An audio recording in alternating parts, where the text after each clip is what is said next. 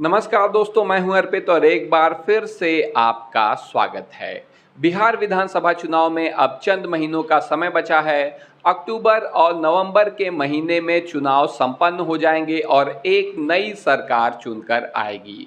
ऐसे में सभी राजनीतिक दल अपने अपने प्रत्याशियों की लिस्ट फाइनल करने में लगे हैं। खास तौर से मुख्यमंत्री नीतीश कुमार की इस वोट में महिलाओं पर विशेष नज़र है। महिला वोट जो कि लगभग 50% होते हैं, उन्हें लुभाने के लिए नीतीश कुमार ने पहले ही सरकारी नौकरी में 35% का आरक्षण महिलाओं के लिए घोषित कर दिया है। इसका उन्हें कितना लाभ मिलेगा आने वाला समय बताएगा, लेकिन एक बात साफ है कि इनकी कोशिश है कि अधिक से अधिक महिलाओं का वोट जेडीयू के पाले में आए। वैसे भी नीतीश कुमार शराबबंदी के चलते महिलाओं में खासे लोकप्रिय हैं और इस बार वो अधिक से अधिक महिला प्रत्याशियों को विधानसभा चुनाव में उतारने जा रहे हैं। तो आज हम आपको बताएंगे कौन है वो महिला प्रत्याशी जिन्हें आप चुनाव लड़ते हुए जेडीयू के टिकट पर देखेंगे। तो इसमें सबसे पहला जो नाम है ये है शालिनी मिश्रा का, जो कि पूर्वी चंपारण से केसरिया विधानसभा सीट से आपको चुनाव लड़ती हुई दिखाई देंगी। इनका टिकट 100% कंफर्म है। वर्तमान में ये केसरिया की विधायक हैं और जेडीयू बिहार की ये जनरल सेक्रेटरी भी हैं। टिकट मिलने की संभावना इनकी लगभग देखो 100% तो नहीं कहना चाहिए, लेकिन 99% है, यानी चुनाव लड़ेंगी ही। अगला नाम जो आपके सामने है ये बहुत ही युवा चेहरा है। इनका नाम है मीना कुमारी। आप फोटो में देख सकते हैं अभी कितनी कम उम्र की होंगी। बाबू बरही सीट से ये विधानसभा चुनाव पिछला यानी 2020 में जीत चुकी हैं। मधुबनी की बाबू बरही सीट से एक बार आप फिर इन्हें चुनाव लड़ते देखेंगे। वर्तमान में विधायक हैं, कामकाज अच्छा है, युवा चेहरा है और आने वाले समय में बड़ी नेता बन सकती हैं। ये चुनाव जीत पाएंगी या नहीं ये आपको बताना है। और इसके पहले का भी जो नाम मैंने आपको बताया यहाँ पर, ये शालिनी मिश्रा जी, ये चुनाव जीत पाएंगी या नहीं ये भी आप कमेंट करके बताएं। अगला नाम जो सामने आ रहा है ये पूर्णिया के धमदाहा सीट से, पूर्णिया की धमदाहा सीट से लेसी सिंह का नाम चल रहा है। इस सीट से दो नाम चल रहे हैं, दोनों के बारे में मैं आपको बताऊंगा। इन्हें मैं 100% नहीं कह सकता कि इन्हें टिकट मिल ही जाएगा, लेकिन लेसी सिंह है कौन एक बार देखिए। ये वरिष्ठ नेता हैं जेडीयू की और लगातार धमदाहा सीट से विधायक रही हैं, कई बार विधायक रही हैं ये इस सीट से, और इन्हें भी एक बार फिर से टिकट मिल सकता है। लेकिन एक और प्रतिद्वंदी है जिसके बारे में मैं आपको इस वीडियो में आगे बताऊंगा। फिलहाल आप देखिए सीतामढ़ी की बाजपट्टी सीट, बाजपट्टी सीट से रंजू गीता जो है चुनाव लड़ सकती हैं, इन्हें टिकट मिल सकता है। अगर इनकी बात करें तो ये बाजपट्टी सीट से लगातार विधानसभा चुनाव जीतती रही हैं, विधायक हैं। इसके अलावा ये जेडीयू की प्रदेश उपाध्यक्ष भी हैं, तो ऐसे में आप समझ सकते हैं इनके राजनीतिक कद का अंदाजा लगा सकते हैं। और इनका टिकट भी 100% कंफर्म माना जा रहा है, लेकिन जीतेंगी या नहीं जीतेंगी ये आप बेहतर बता सकते हैं, खास तौर से अगर आप इस विधानसभा क्षेत्र के निवासी हैं तो अपनी राय कमेंट करके ज़रूर बताइएगा।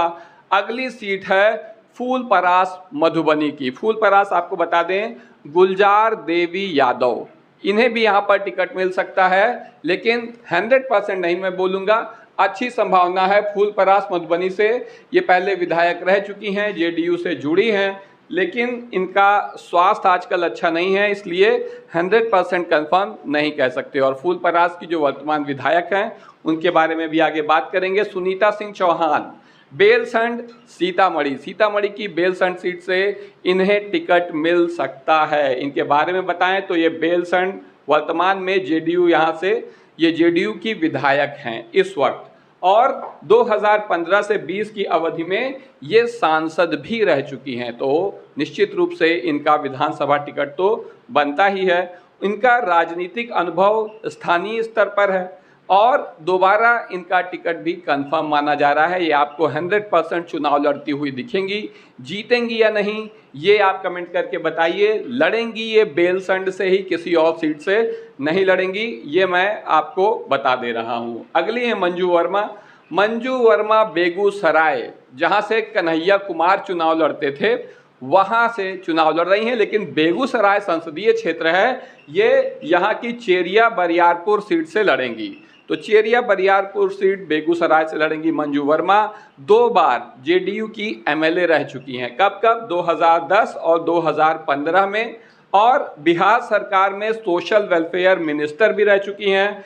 2020 का चुनाव यानी पिछला जो विधानसभा चुनाव था, ये आरजेडी प्रत्याशी से लगभग 40,000 वोट से हार गई थी। ये एक बड़ी हार मानी जाएगी। लेकिन सिर्फ एक हार का ये नतीजा नहीं होता है कि किसी नेता की राजनीति समाप्त हो जाए। तो ऐसे में इन्हें भी टिकट मिलने की अच्छी संभावना है। अगली है शीला कुमारी मंडल। मैंने आपको बताया था कि मैं आपको बताऊंगा फूल परास के बारे में कि यहाँ पर 2 कैंडिडेट हैं जिनके बीच में टक्कर है। तो शीला कुमारी मंडल वर्तमान विधायक हैं फूल परास की। 2020 में जो है ये मधुबनी की इस सीट से न केवल जीती थी, बल्कि जेडीयू के टिकट पर जीत दर्ज करने के बाद ये ट्रांसपोर्ट और कम्युनिकेशन मिनिस्टर यानी कि परिवहन मंत्री भी रह चुकी हैं, वर्तमान में भी हैं। तो आप समझ सकते हैं कि कितनी हाई प्रोफाइल नेता हैं। ऐसे में इनका टिकट भी 100% कंफर्म है, चुनाव लड़ेंगी ही। अभी बहुत अधिक उम्र भी नहीं हुई है, तो स्वास्थ्य वाली भी कोई समस्या है नहीं। तो निश्चित रूप से आप इन्हें चुनाव लड़ते हुए देखेंगे।